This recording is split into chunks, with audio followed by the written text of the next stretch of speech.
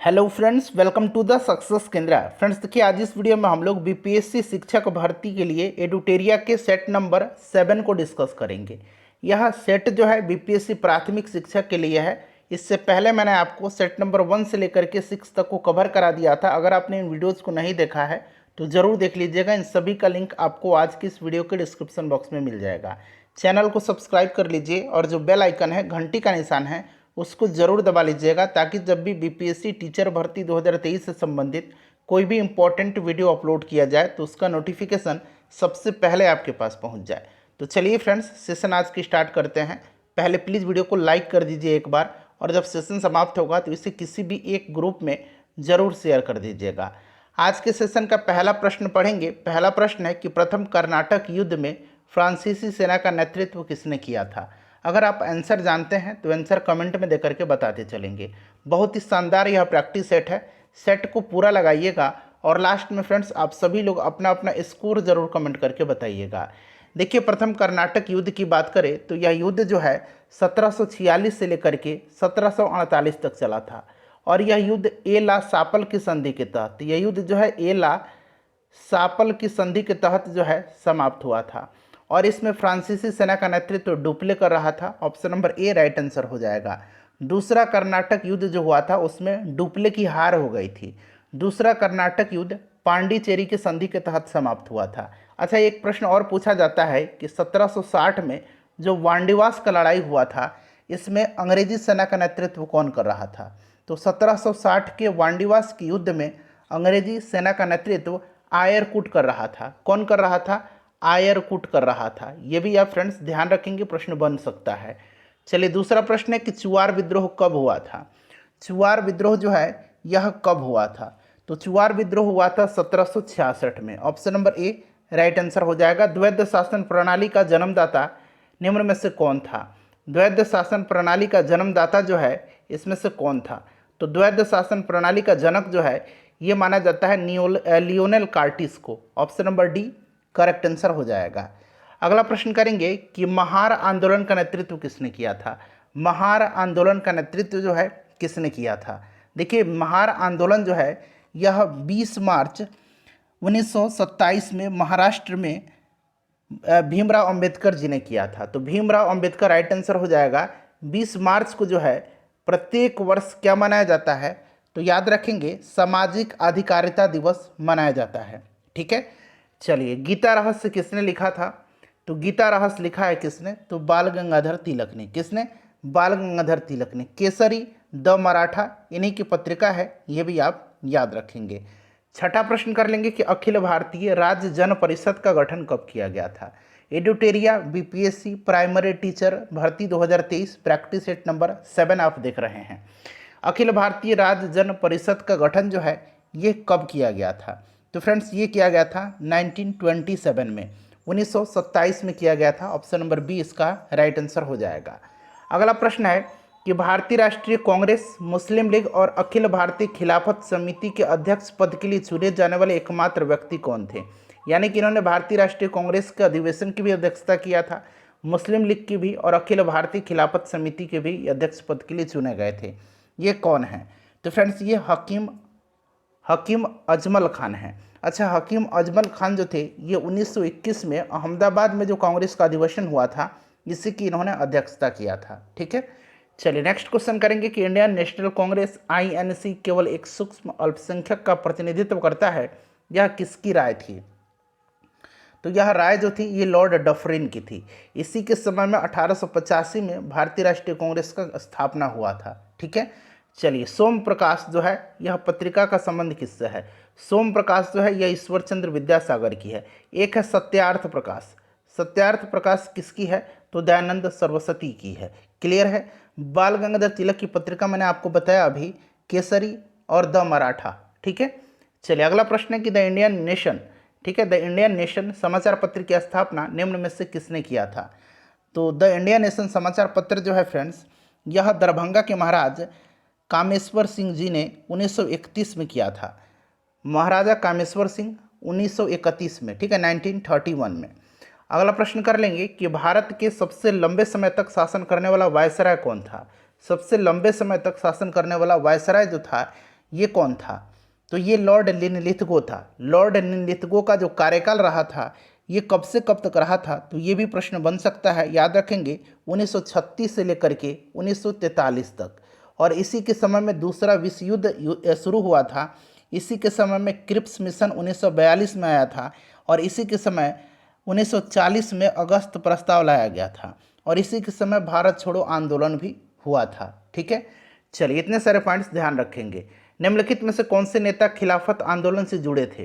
तो देखिए इसमें से मोहम्मद अली भी जुड़े थे, मौलाना अबुल कलाम आज़ाद भी थे और चित्तरंजन दास भी थे। तो 1 और 2 तीनों जो होगा राइट आंसर हो जाएगा। आधुनिक भारत में युगांतर आश्रम था।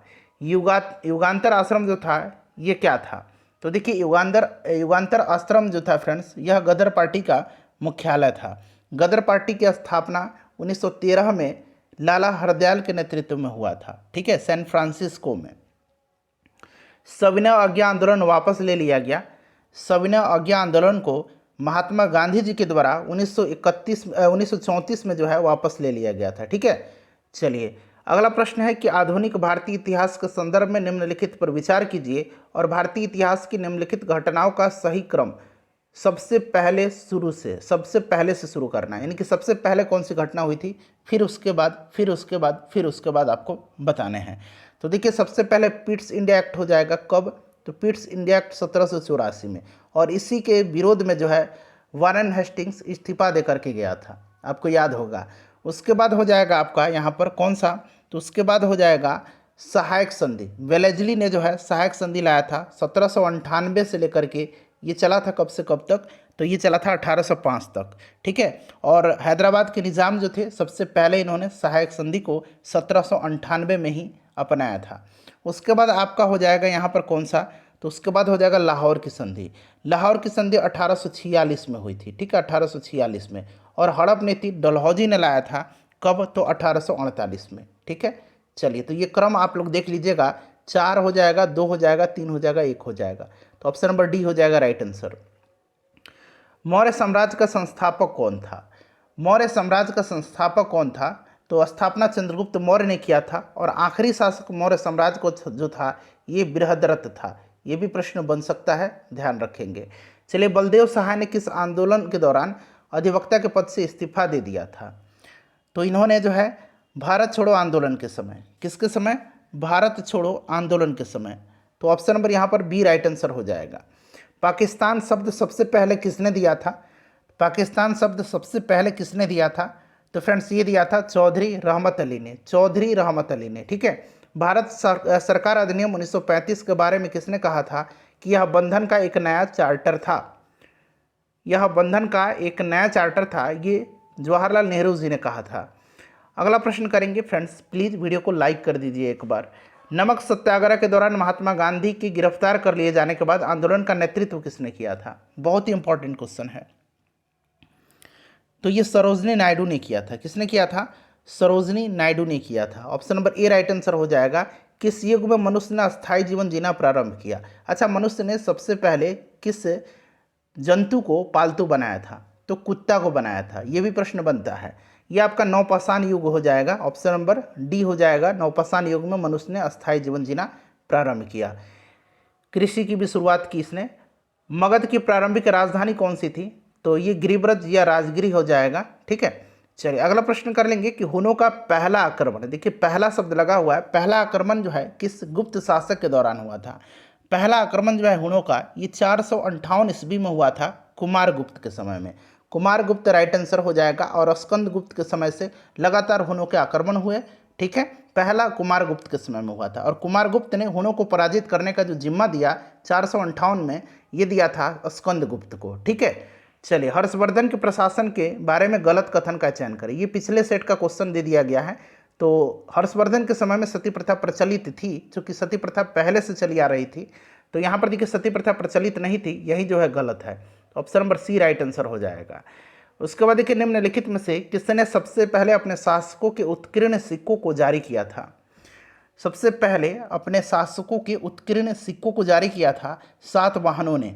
सातवाहन राइट आंसर हो जाएगा। सातवाहन वंश का संस्थापक कौन था? तो सिमुक था। कौन था? सिमुक था। इसे भी आप जरूर याद रखेंगे। ठीक है, चलिए आगे बढ़ेंगे। कलिंग के राजा खारवेल का संबंध किस वंश से था? कलिंग के राजा खारवेल का संबंध जो था ये चेदी वंश से था।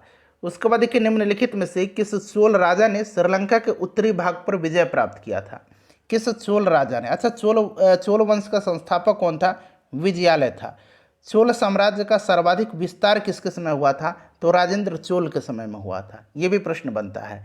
और ये चोल राजा जिसने श्रीलंका के उत्तरी भाग पर विजय प्राप्त किया था ये राजराज प्रथम था। राजराज प्रथम ने ही तंजौर में राजराजेश्वर मंदिर, जिसको कि बृहदेश्वर मंदिर कहा जाता है, उसका निर्माण करवाया था।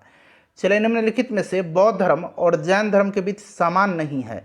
देखिए बौद्ध धर्म में जो है आत्मा की, ध्यान दीजिएगा, बौद्ध धर्म में जो है, मैं आपको बता रहा हूँ, ध्यान से सुनिएगा।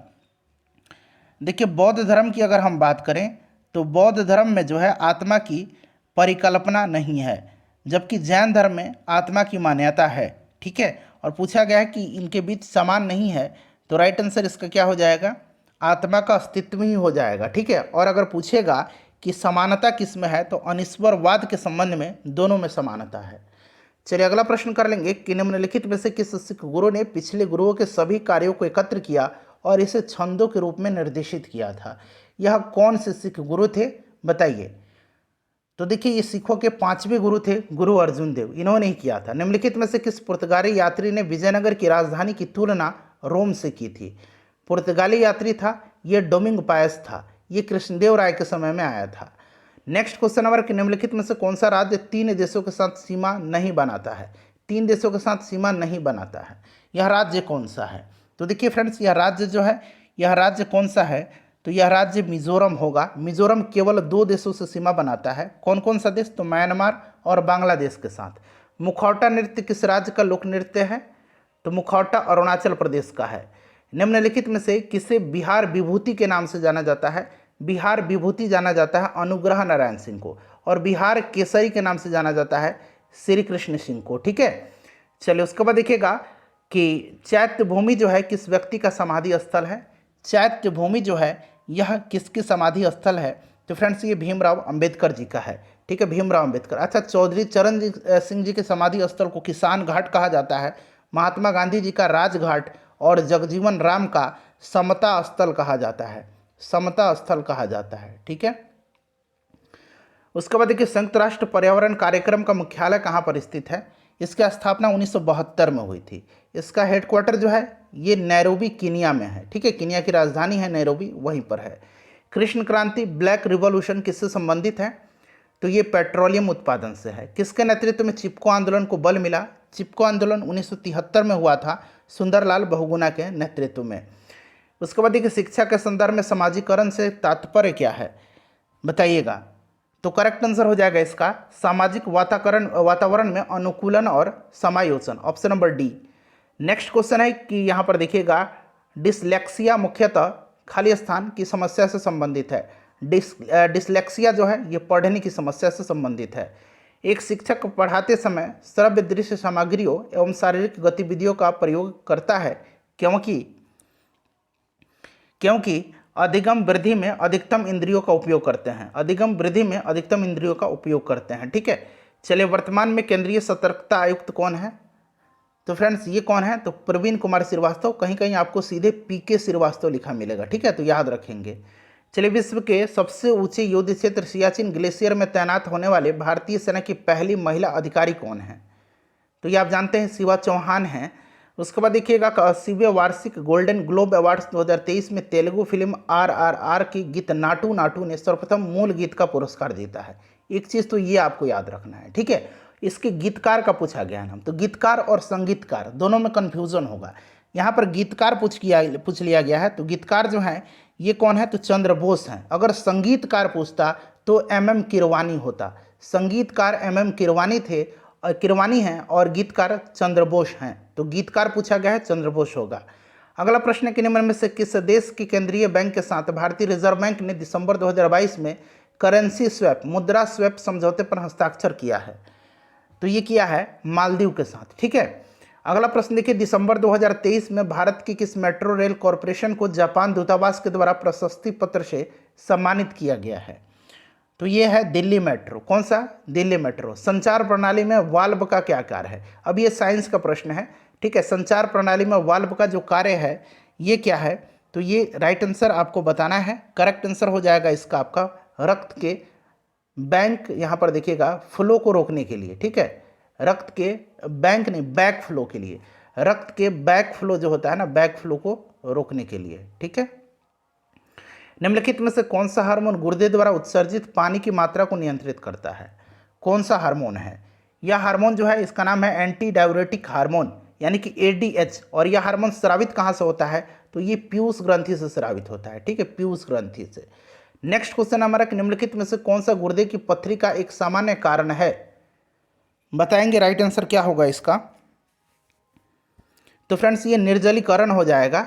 अगला प्रश्न कि निम्नलिखित में से कौन सा पादप हार्मोन मुख्यतः बीजों के अंकुरन में भाग लेता है?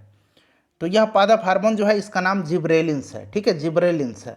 नेक्स्ट क्वेश्चन है ईईजी किसके कार्य को रिकॉर्ड करने के लिए उपयोग किया जाता है? एक ईसीजी है जो हृदय का हो जाएगा और ईईजी मस्तिष्क का हो जाएगा, इलेक्ट्रोइंसेफेलोग्राफ, ठीक है। चलिए, आंख किस रंग के प्रति सबसे अधिक संवेदनशील होती है? आंख जो होती है सबसे ज़्यादा संवेदनशील पीला और हरा के प्रति होती है, पीला और हरा के प्रति होती है। मलेरिया की इलाज क्या है? मलेरिया की इलाज जो है आपको पता है, इसका जो दवा है वो क्लोरोक्विन है, क्लोरोक्विन, ठीक है। ऑप्शन में दिया गया है, इनमें से कोई नहीं राइट आंसर इसका होगा, ठीक है। चलो उसके बाद देखिए, पैराडॉक्सिन निम्न में से किस विटामिन का रासायनिक नाम है? पैराडॉक्सिन विटामिन B6 का रासायनिक नाम होता है, B6 राइट आंसर हो जाएगा, B6 का, ठीक है। चलिए, प्रकाश संश्लेषण में केल्विन चक्र का प्राथमिक कार्य क्या होता है? केल्विन चक्र का प्राथमिक कार्य क्या होता है? तो कार्बन डाइऑक्साइड को कार्बनिक यौगिकों में बदलने के लिए। Option number B right answer हो जाएगा। विद्युत चुंबकीय तरंगों का वेग विद्युत चुंबकीय तरंगों का वेग जो होता है ये 3 गुना 10 के पावर 8 मीटर पर सेकंड होता है, ठीक है। तो यहाँ पर देखिए 3 गुना 10 के पावर 8 मीटर पर सेकंड, ठीक है। चलिए, किसी विलयन में हाइड्रोजन आयन की सांद्रता को मापने के लिए किस उपकरण का उपयोग किया जाता है?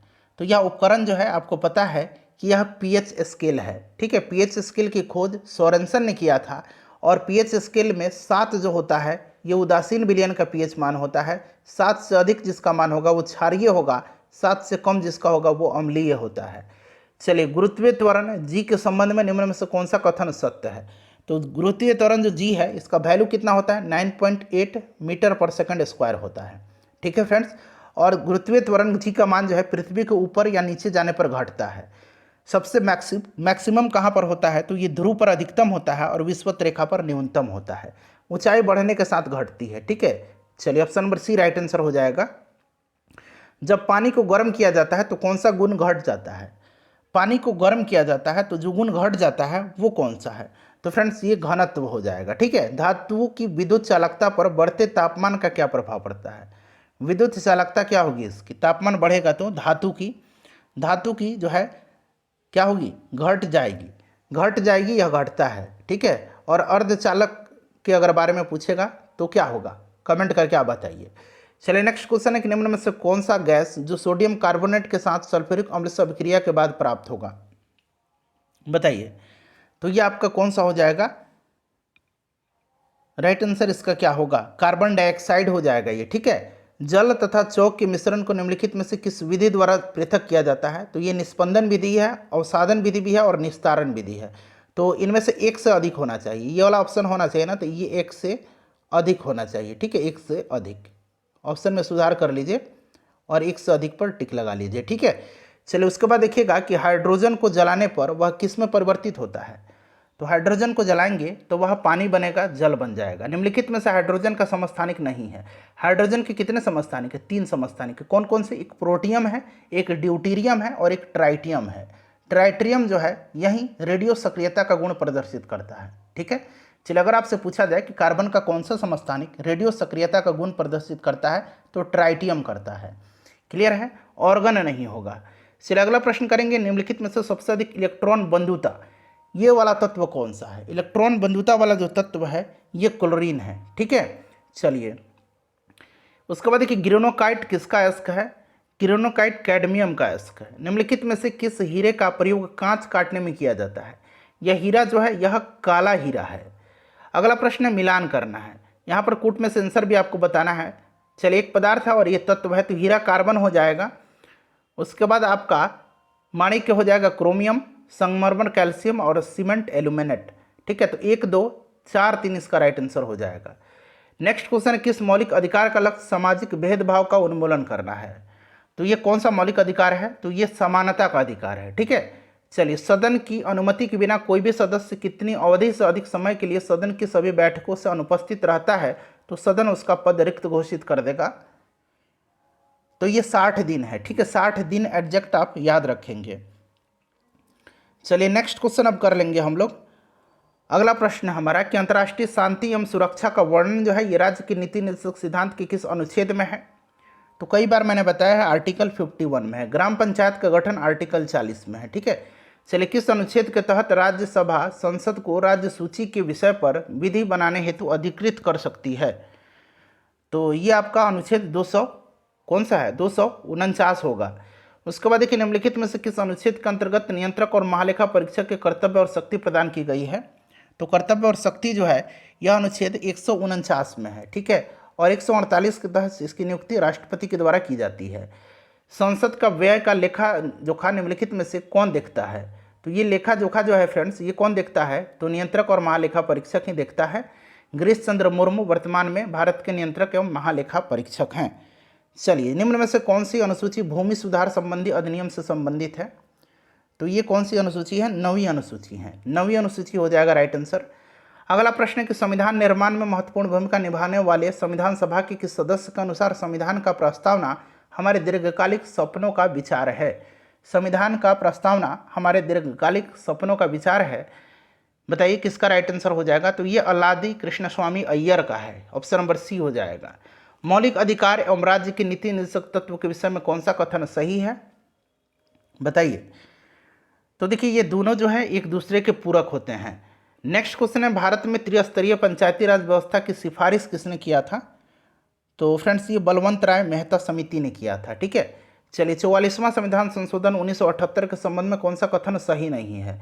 सही नहीं पूछा गया है, तो इसमें से देखिएगा गणपूर्ति कोरम को समाप्त कर दिया गया है, ये सही नहीं है। चलिए, उसके बाद देखिएगा कि परंपरा के अनुरूप राज्यपाल की नियुक्ति करते समय प्रायः राज्यपाल जो है इसकी नियुक्ति राष्ट्रपति करता है। राष्ट्रपति के प्रसाद पर्यंत यह पद धारण करता है। ठीक है, और इसकी नियुक्ति करते समय जो है प्रायः राष्ट्रपति राज्य के मुख्यमंत्री से परामर्श करता है। ठीक है, चलिए, संविधान के किस भाग में भारत का मैग्ना कार्टा का संज्ञा दिया गया है। तो ये भाग कौन सा है जिसको भारत का मैग्ना कार्टा की संज्ञा दी गई है। तो ये भाग 3 है। भाग 3 में मौलिक अधिकार है, अनुच्छेद 12 से लेकर के अनुच्छेद 35 तक में। राष्ट्रीय आय की गणना किस विधि द्वारा की जाती है। तो ये उत्पाद विधि, व्यय विधि और आय विधि, ये सभी के द्वारा, उपरोक्त सभी हो जाएगा। भारत का दूसरा सबसे बड़ा कृषि आधारित उद्योग कौन सा है। तो ये चीनी उद्योग हो जाएगा। नेक्स्ट क्वेश्चन है वर्ष 2023 में प्रस्तुत किया जाने वाला बिहार आर्थिक सर्वेक्षण निम्नलिखित में से कौन से क्रम का है। तो ये 17वां आर्थिक सर्वेक्षण है इस बार का। केंद्रीय बजट 2023 के अनुसार कर छूट का लाभ उठाने के लिए आय सीमा कितनी अब रख दिया गया है। तो ये 7 लाख रुपया रख दिया गया, आपको भी पता है। पृथ्वी का एल्बिडो की घटना किस प्रकार से व्यक्त किया जा सकता है। पृथ्वी का एल्बिडो, बताइए राइट आंसर क्या हो जाएगा। तो सौर विकिरण का 30% वापस अंतरिक्ष में परिवर्तित हो जाता है। ठीक है, चलिए, उसके बाद देखिएगा कि निम्नलिखित में से कौन सा गैस वायुमंडल में सर्वाधिक मात्रा में आयतन का प्रतिशत भाग में पाया जाता है। देखिए फ्रेंड्स, जैसे आप जानते हैं कि सबसे ज़्यादा नाइट्रोजन है 78%, उसके बाद ऑक्सीजन है 21%, और निम्नलिखित पूछा गया है तो इसमें से आर्गन हो जाएगा 0.93%। ठीक है, और कार्बन कितना होता है, कार्बन डाइऑक्साइड 0.03% होता है। चलिए, निम्नलिखित में से कौन प्रशांत महासागर की ठंडी जलधारा है। तो इसमें से प्रशांत महासागर की कैलिफोर्निया ठंडी जलधारा है। कोयला भंडारण में निम्न में से कौन सा देश प्रथम स्थान पर है। भंडारण में अमेरिका है, उत्पादन में चाइना है, तो भंडारण में पूछा गया अमेरिका हो जाएगा। दक्षिण भारत की सबसे ऊंची चोटी, तो ये अनाईमुदी है, ऑप्शन नंबर सी हो जाएगा। निम्नलिखित में से किस सागर या झील सबसे अधिक लवणता पाई जाती है। तो ये आपका वान झील है। वान झील कहाँ पर है, तुर्की में है। अगर सबसे ज़्यादा मृत सागर से भी लवणता इसकी ज़्यादा है।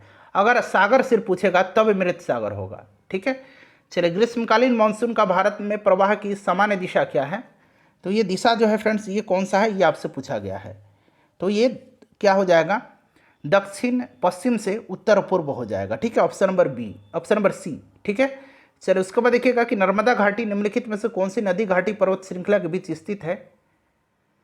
तो ये सतपुड़ा और विंध्याचल के मध्य स्थित है। भारत और अफगानिस्तान के बीच में पूछा गया है कि कौन सी रेखा खींचा गया है। तो भारत और अफगानिस्तान के बीच में डुरंड रेखा है। ठीक है।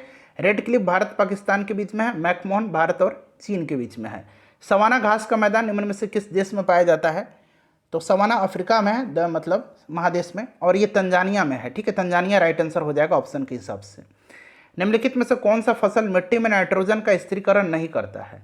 तो देखिए इसमें से जितने भी फसल है ना, ये सारे स्थिरीकरण करते हैं। तो उपयुक्त में से सभी होना चाहिए यहाँ पर। ठीक है।